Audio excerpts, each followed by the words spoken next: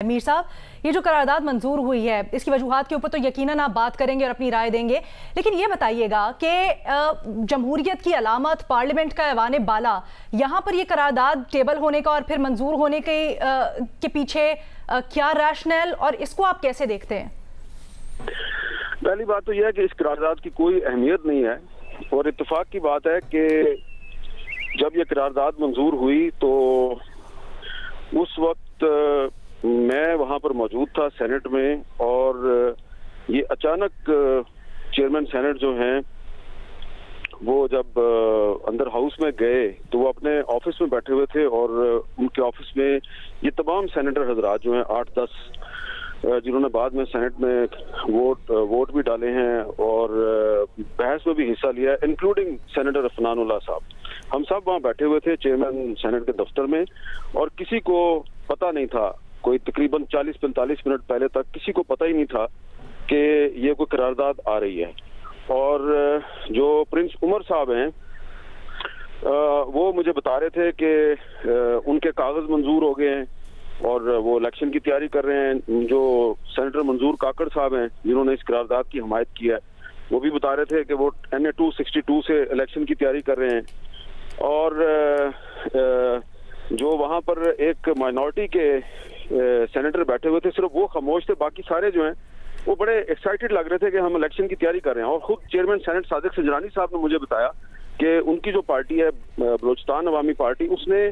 बलोचिस्तान में सूबाई असम्बली की 35 टिकटें जारी कर दी हैं। अच्छा, वो काउंटिंग भी कर रहे थे किसके कितने वोट होंगे, किसकी कितनी सीटें आएंगी। तो बिल्कुल वहां पे कोई ऐसा शायबा तक नजर नहीं आ रहा था कि अभी ये थोड़ी देर में जाके तो हाउस में कोई करारदाद मंजूर करेंगे। और उसके बाद फिर अचानक चेयरमैन साहब जो हैं वो हाउस में चले गए और फिर जो ये सारे बैठे हुए थे उनके ऑफिस में मंजूर काकड़ साहब, प्रिंस उमर साहब, ये इन सब का ताल्लुक BAP से है, तो और बैरम तंगी साहब भी वहीं बैठे हुए थे, पीपल्स पार्टी के सेनेटर। तो ये हाउस में चले गए और आनन फानन करारदाद वहां पे पेश हुई और वो मंजूर हो गई। तो अब आप खुद अंदाजा लगाएं कि हाउस में टोटल 14 सेनेटर थे, उनमें से भी जो 2 सेनेटर हैं, एक अफनानुल्लाह साहब, उन्होंने इसकी मुखालफत की है, और एक थे जो बैरम तंगी साहब, उन्होंने खामोशी इख्तियार की है क्योंकि पता ही किसी को नहीं था। तो टोटल 12 जो लोग हैं उन्होंने इस करारदाद की हमायत की है। और जिस अंदाज में करारदाद पेश हुई है और मंजूर हुई है, तो उससे जिन लोगों ने ये करारदाद मंजूर करवाई है ना, वो अपने लिए मसाइल खड़े कर रहे हैं। क्योंकि आप देखिए कि जो वहां पे हुकूमत का नुमाइंदा था, जो वजीर इत्तलात हैं मुर्तजा सोलंकी साहब, उन्होंने भी मुखालफत कर दी। इसका मतलब है कि उन्हें तक नहीं था पता, उनको कोई कहीं से इंस्ट्रक्शन नहीं थी कि आपने इसकी हमायत करनी है। तो ये इस वक्त जो ये करारदाद है, मैं समझता हूँ कि इसकी कोई अहमियत नहीं है और सिर्फ 12-14 सेनेटर हजरात ने किया है, और बिल्कुल सही लफ्ज इस्तेमाल किया है शाहजेब खानदार साहब ने कि ये करारदाद से कम साजिश है। ये एक साजिश है और ये साजिश जिसने भी की है, जिसने भी ये करारदाद मंजूर करवाई है, साफ पता लग रहा था कि जो सेनेटर साहिबान इसकी हमायत कर रहे हैं वो सेनेट का फोरम इस्तेमाल करने के पीछे क्या मंतक नजर आती है आपको?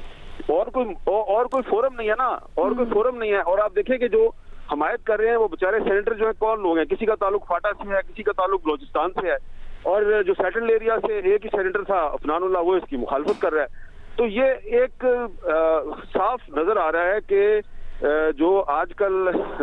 निगरान वजीर आजम नवारुल्लाह काकड़ साहब के लबो लहजे में जो एक एरोगेंस है, एक रऊनत है, और वो किसी को कुछ नहीं समझते, तो वो पहले से उन्होंने माइंडसेट बनाया हुआ है कि जी हमने इलेक्शन नहीं करवाना। लेकिन उन्होंने कंधा इस्तेमाल किया सेनेट का, लेकिन जिस बेहंगम और